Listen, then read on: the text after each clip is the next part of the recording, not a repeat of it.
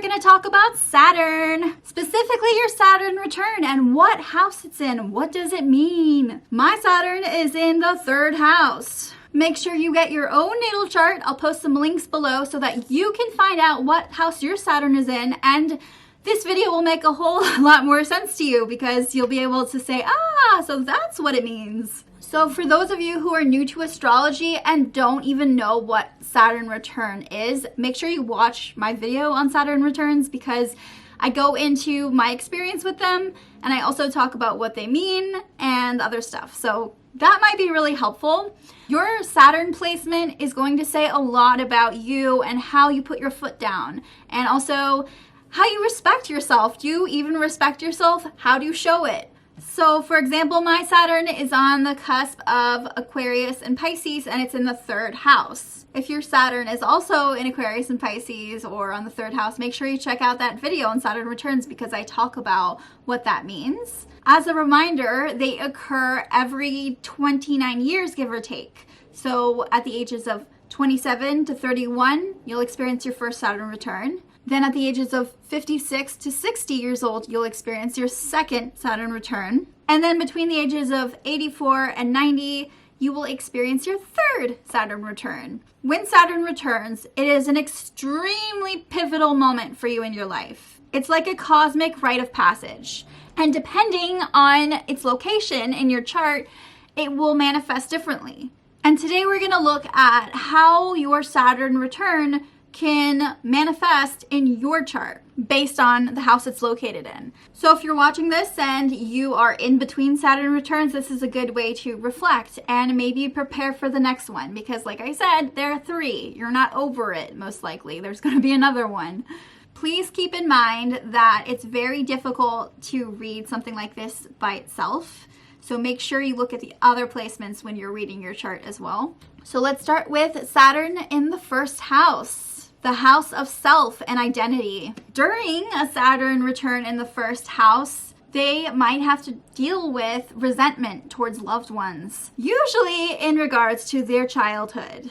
They will undergo a lot of change to their personality during this time. They may deal with a major wake-up call when it comes to their identity and their ability to express themselves. They might be more expressive or more creative. They may have to get into the past to heal their traumas and explore their wounds and deal with their feelings. They might have to get out of their own way or move on from those who don't see them for who they are. They need to learn to be proud of themselves and not let their ego get out of hand.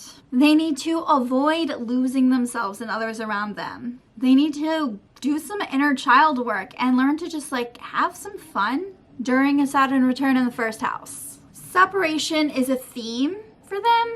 Divorce, separating from groups, finding your own little bubble, your own path, separating from family, spiritual separation. They need to do something fun, like skip work, go to Disney World, I don't know, take a road trip, go dancing, blow bubbles. Whatever they were forbidden to do as kids, this is the time. This is the time for them to be silly and have fun and do their own thing. They will learn to be independent in a healthy way during this time, not codependent or super independent where they're like, I don't need you, I don't need anyone. I am myself, I am a super strong independent person. A healthy balance. They need to be alone from everybody else, basically, during their Saturn return because they need time to process, take a step back, see things from kind of an outside view in order to find themselves. They need to process trauma from their childhood